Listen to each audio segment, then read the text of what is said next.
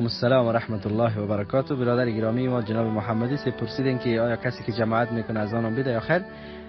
بدون شک اذان به نماز ضروری هست، زیرا رسول الله علیه السلام به اذان دادن دستور دادن.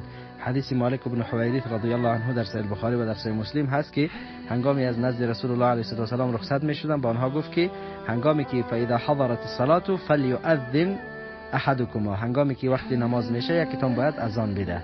این اذان دادن ضروری هست، حتی در رابطه با چوپانی که تنها هست و هیچ جماعت هم نداره، در قلعه کوه هست، برای از جماعت هست، اذان هست. در سنن نسائی رحمت الله علیه حدیثی هست که رسول الله علیه السلام میفرماید که یک چوپانی که در کوه هست و هنگامی وقت نماز میشه و اذان میگه، بعد از اون نماز خدا میخوانه، الله متعال از این کار تعجب میکنه و ملائکه ها میگه که انظروا الی عبدی، به بنده ما ببینین که یخاف منی، از من میترسه و قد غفرت له، من برای از میبخشم و ادخلته الجنه و الى داخل جنت میسازم.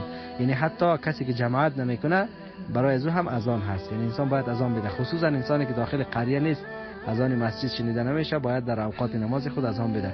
یکی از جمله چیزای ضروری هست، لکن اگر کسی اذان نداد بدون اذان جماعت کرد، جماعتش میشه، جماعتش صحیح هست و تنها فقط به خاطر ترک اذان گناهگار هست، مسئول هست، روز آخرت پرسان میشه، اما جماعتش صحیح هست. والله اعلم.